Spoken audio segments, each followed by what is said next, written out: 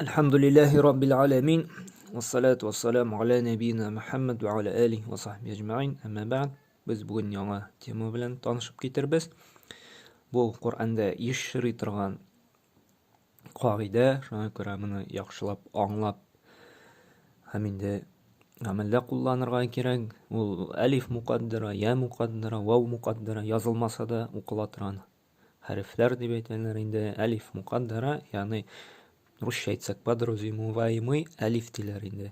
Ya'ni alif o'rnida bo'lirga tegishli endi. Shulay ya muqaddara. Ya o'zi yozilmasa da, lekin ya bo'lirga tegish, ya'ni ko'z oldinda tutib o'qila turgan qoida deyiladi endi. Ham u Qur'ondan nishib ketib kela, arab nosmalarida odatda masalan, bunda ladan so'ng fathadan so'ng so'zlarga kerak ekan, shunday kichkinagina bir siziq qo'yiladi. Hamna bu ko'rsata ilahun. Bunda alif bo'lirga tegish. Ni uchun? Chunki bunda fathani ikki tapqir so'zlarga kerak. Ilahun. Ya'ni bunda joyishinda anglatgan, shulaymi? Bulay bo'lirga tegish ol alif bilan. Lekin alay yozilmaydi, alif muqaddara qo'yiladi. Подразумеваемый alif deyiladi endi. Alif bo'lasi o'rniga shunday toyaq qo'yiladi. Masalan, shulay Rahmanda ko'ramiz endi. Ar-Rahmanir Rahim. Fatiha surasida shulay bit. Ar-Rahman namida mimdan so'ng alif bo'lirga tegish, lekin anday alif qo'ymaylar, qo'yalar. Fathadan so'ng shunday kichkinagina bunda yana bir toyaq shiq. Bu anglata ikki miqdorda so'zlarga kerak. Rahmanu. Masalan, hadal kitabu la rayba fi Baqara surasining 2-oyatida bor bit. Ay yolg'ishdim bunda zalika bit. Bunda da hada. Bu alif bo'lmasa da, bunda alif muqaddara. Demak, kichkinagina toyaq shiq. Bu anglata bunda so'zini hada. Bunda shulay zalikal kitabu la rayba fi Baqara surasining 2-oyatida shulay bit. Bu kitobda endi zalika gina tug'il so'zib aytamiz. Ni uchun? Alif muqaddara bor. Mana shunday kichkinagina alif. Bunda da haulai. Hamma bunda lakin gina tug'il. Lakin ni uchun? Chunki alif muqaddara bor, kichkinagina toyaq. Bunda da Ibrohimu. Ro ikki tapqir so'zila. Ismailu. Ma ikki tapqir so'zila. Ni uchun? Chunki alif muqaddara, kichkinagina toyaq bor. Ishaqu ikki tapqir so'zila. Ni uchun? Chunki endi alif muqaddara bor. Ikkinchi bitni o'xshabız. Bu qoidaning tag'in shunday o'zinchaligi bor. Agarda u ya harfi ustunda da shunday alif muqaddara, ya'ni kichkinagina alif kelaykan, bu bizning ilayya deb o'qimay, shulay itib ikki miqdorda so'zila. Ila. Bunda mana ya bo'lsa da ilayya tug'il. Ila, ya'ni shusha ya harfi ustunda da shunday siziq turar ekan kichkinagina alif, u bizning ikki miqdorda aytib so'zila. Ila, ala. Bunda da shu ya ustunda keldi toyaq alif muqaddara, kichkina alif. Biz ikki tapqir so'zamiz. Ala, lada, mata, anna, hatta, shatta, a'la. Shuna ko'ra mana ya ustunda siziq ko'ramiz ekan, ya o'zi o'qilmay, o'qila bo'lib so'zilib qana fathadan so'ng endi ya harfi oldindan endi fatha kelar ekan, nima? Ham shunday mat alif qo'yilar ekan kichkinagina. O'yni aytib o'qila. Musa, Isa, Yahya, Murtada, yatazakka, fatarda. Ham shulay yo'q. Agarda vav ustunda shunday alif turar ekan, bu vaqtda shulay yo'q. Vav o'qilmay, shusha alif muqaddara g'ana so'zilib ikki tapqir o'qiladi. Masalan, solatun, zakatun. Ko'rabizmi? Bunda bitta salavatun bo'ladi. Lekin vav ustunda alif muqaddara bo'lganga, u bizning vav o'zi o'qilmay, o'qila shusha fathi so'zilib qana so'zib o'qila. Solatun, zakatun, zakatun. Hayatun, gadatun, riba. Ham, tag'in bir qoida. Agarda harf ustunda mana shunday kichkinagina to'garak ko'ramiz ekan, nima? Mana bunday to'garaklar nuqta deganda bu ko'rsata, bu harflar o'zlari o'qilmaydi. Masalan, bunda ulu deb o'qilmay. Bunda endi biz aytganik, dammadan so'ng vav kelar ekan. Agar uning ustunda bir narsada yo'q ekan, u muttabi'a bo'lib, ikki topqir miqdorda suziladi deb o'rgandik, shulaymi? Ammo lekin mana shu vav harfini yoki ya harfini, alif harfini endi shunday nuqta qo'yilar ekan, bu anglata bu harf o'qilmaganini endi. Bundan nechik o'qiladi? Ulu, uli, ulati. Ya'ni suzib o'qimaymiz. Ulu tug'il. Uli, ulati deb tug'il.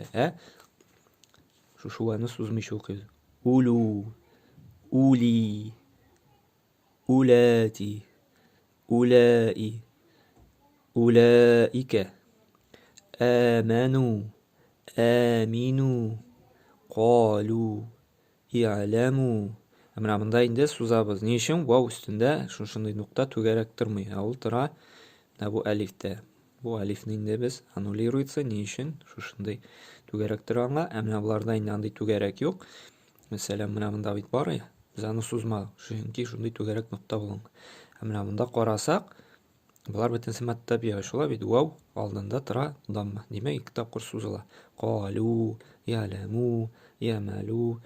Agarda mana bu damma ustunda shunday to'garak bo'lsa, u bizning shulay suzilmas, bu harf o'qilmas. Annuliruется etadi. Bunda da bi aydi agarda ya ustunda shunday nuqta to'garak tursa, ya o'qilmasa. Bi aydi, afa'in, afa'in da tug'il. Bi ayyid da tug'il. Chunki nuqta tura ham u ya o'qilmaydi. Malaih, malaih tug'il. Ne uchun? Chunki bu ya o'qilmaydi, muttabi'a aylanmaydi. Hamma Qur'ondan da qarab ketirmiz misollar. Masalan, Asr surasida qarasak, mana innal insanada ko'ramiz. Shulaymi? Sin harfinda shunday alif muqaddara turadi. Hamanda endi mana fatha turadi. Demak, bunda biz insana deb suzamiz. Shulaymi? Ne uchun suzamiz? Shunday alif kichkinagina toyaqshiqlar bo'lgan. Namda va amilu solihati. Ne uchun soni suzamiz, hani suzamiz?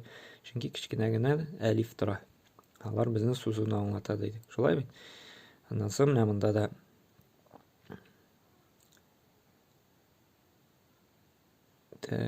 mana bunda adraka. Hamali ular bizning ya harfi bo'lganda da mana bunday ravishda keladi. Men ularni endi aytirganman. Mana bu shulay mana vavdan so'ng shunday kichkinagina vav kelar ekan, u shulay suzuvni anglatadi. Maluhu. Ammo lekin bunda ustunda to'lqin bo'lgach, tag'inda uzoqroq so'zni anglatadi. Hozir men ansin tag'in anglatib ketirman. Mana bunda qara i. Shulaymi? Idan so'ng mana bunday h harfi burilgan belgi turadi. Mana bu shulay ko'rsata, bunisi kasra bilan kelaydi. Mana shunday Qur'onda belgi kelsa, u so'zni anglatadi. Ilafihim. Ilafihim. Qur'ondan tag'in biz topib shuni izlarmiz.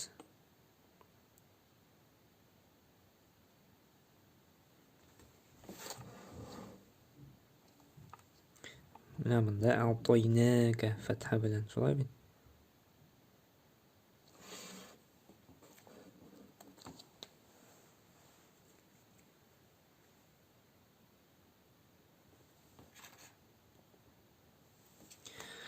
Mana bunda da ko'ramiz.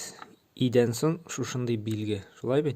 Mana bu anglada kasradan so'ng shunday belgi kelar ekan, ikki topqir so'zni li robbihi, li robbihi natul li robbihi ne uchun kasradan so'ng mana shunday belgi kelar ekan endi ha harfining burilib qo'ygan simonroq endi. Mana bu shulay so'zini ikki miqdorga anglatadi. Biz endi aytganik, fathadan so'ng kichkinagina alif toyaq kelsa, u ani сузуну аңлата. Әгәр дә менә шушындай кичкенә билге килсә, ул ине 2 тапкыр сузуну аңлата.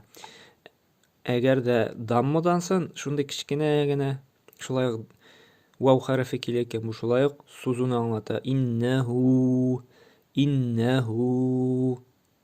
Менә фәтхәдән соң, тагын бер кабатлый, фәтхәдән соң менә шундай кичкенә генә әлиф килсә, зәликә дип сузырга кирәк. Менә монда да аля, шулаймы? Ваудан соң менә шундай кичкенә генә вау килә икән, бу вауны 2 тапкыр сузуну аңлата. Ва иннәһу. Һәм шулай ук әгәр дә кәсрадан соң менә шушындай билге килсә инде, ул ине 2 тапкыр сузуну аңлата инде. Ди раббихи. Тән аңлар өчен. Тагын карап менә монда дирваки, шулаймы? Әлиф бар. Менә тактада аңлар өчен тагы язып китәм.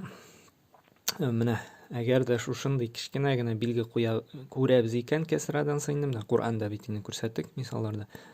Кәсрадан соң шушындай килде икән, бихи дип ине 2 тапкыр сузуну аңлата. Һәзихи. Менә монда кәсре төшеп калган. Кәсрадан соң инде шушындай күрдек икән билгене, без инде 2 тапкыр сузабыз. Әгәр дә кичкенә генә дамма күрәбез икән, мәсәлән, шулай ук даммадан соң бу күрсәтәс 2 тапкыр уны сузырга. Ләһу, хукму, менә монда асты дамма тора, шулай бит? Бу да дамма, бу да дамма. Мәсәлән, кичкенә әлиф күрәбез икән, шулай ук әне 2 тапкыр сузуны. Иләһун, мәлики. Аңлагансыздыр дип инде ышанып калам. Кыскача тагын әйтик дәресне, шушындай кәсрәдән соң, идән соң шушындай билге булса, 2 тапкыр ине сузабыз. Кичкенә генә даммадан соң кичкенә генә дамма булса, дамманы 2 тапкыр сузабыз. Һәм инде фәтхәдән соң кичкенә генә әлиф булса, без моны 2 тапкыр сузабыз. Бихи, ләһу, иләһун инде. Һәм моны аңлар өчен безгә Куръаннан табып, шушындай очраган аятларны тапа белеп чыныктырырга кирәк инде. Һәм Алла Субхану ва Тааля безгә һидаят тауфик бирсен, Куръанны дөрес итеп аңлап, аның белән инде гамәл кылырга һәм уйланып, фикерләп инде яшәргә насыйп әйләсен. Субханакалла бихамдик ва ашһаду ан ла илаха илля анта астагфирука ва атубу илейк.